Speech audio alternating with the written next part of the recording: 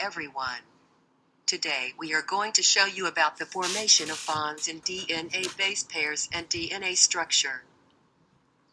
In this video, you will learn about structure of nucleotides, deoxyribose sugar and phosphate group, formation of bonds between molecules and how base pair paired up and form a double helix structure.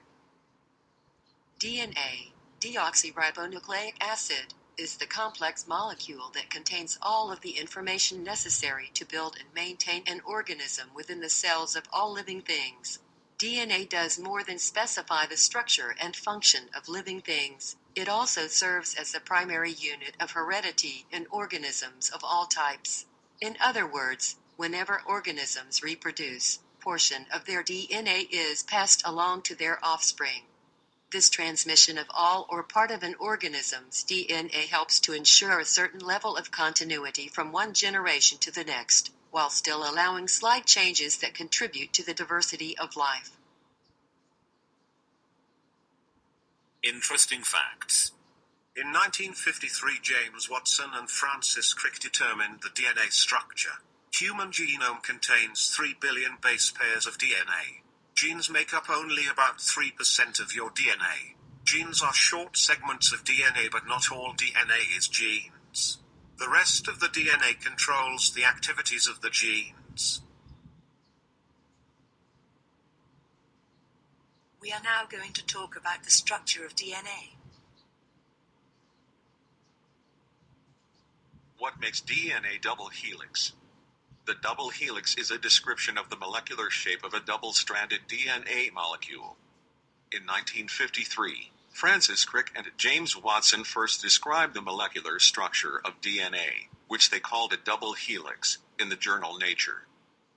The double helix describes the appearance of double-stranded DNA, which is composed of two linear strands that run opposite to each other, or anti-parallel, and twist together.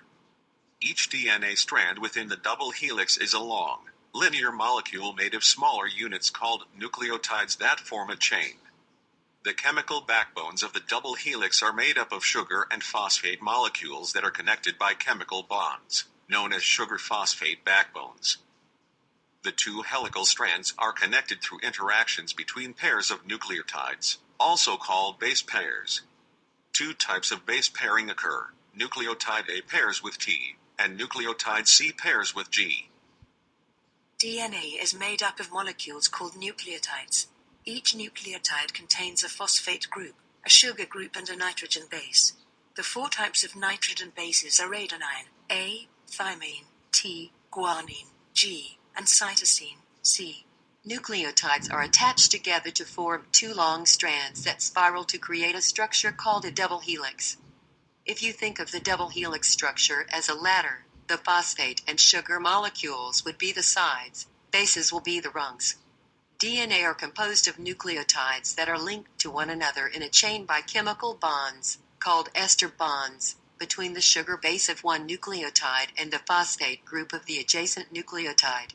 The sugar is the 3' end, and the phosphate is the 5' end of each nucleotide. The phosphate group attached to the 5' carbon of the sugar on one nucleotide forms an ester bond with the free hydroxyl on the 3' carbon of the next nucleotide. These bonds are called phosphodiester bonds, and the sugar-phosphate backbone is described as extending, or growing, in the 5' to 3' direction when the molecule is synthesized. The larger nucleobases, adenine and guanine,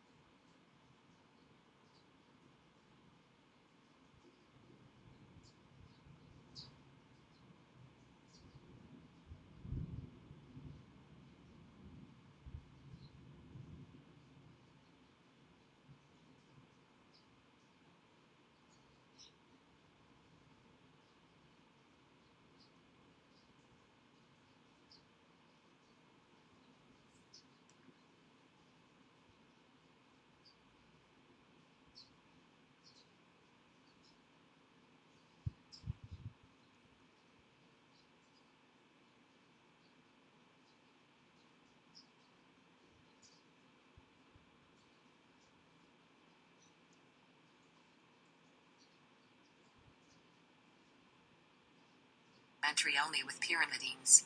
Pyrimidine-pyrimidine pairings are energetically unfavorable because the molecules are too far apart for hydrogen bonding to be established.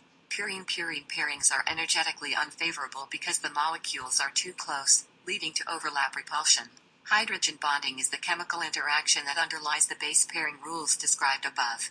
Appropriate geometrical correspondence of hydrogen bond donors and acceptors allows only the right pairs to form stably. Purine bases bond to pyrimidine bases. This happens because the shapes of purine and pyrimidine bases allow hydrogen bonds to form between the two. The base pairing rule states that adenine pairs only with thymine, and guanine pairs only with cytosine. 2 hydrogen bonds form between an adenine and thymine base pair, whereas 3 hydrogen bonds form between a guanine and cytosine base pair.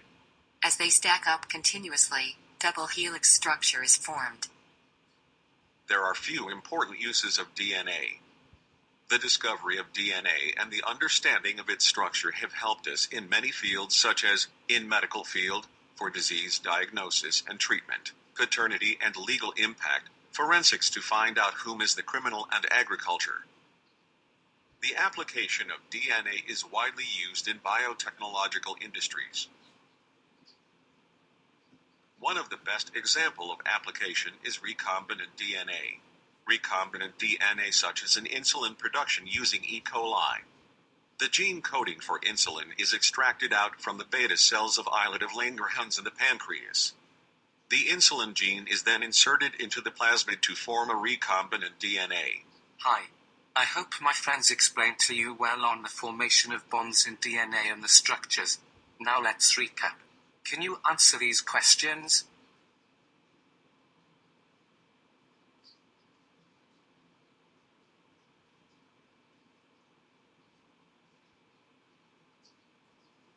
I hope you get it all correct. Answers will be revealed in the recap of this video. Now let's recap what we've learned today. Let's recap. So what is DNA? DNA is a complex, long-chain molecule that contains the genetic blueprint for building and maintaining all living organisms. There are mainly 4 bases in DNA, mainly adenine, guanine, thymine and cytosine.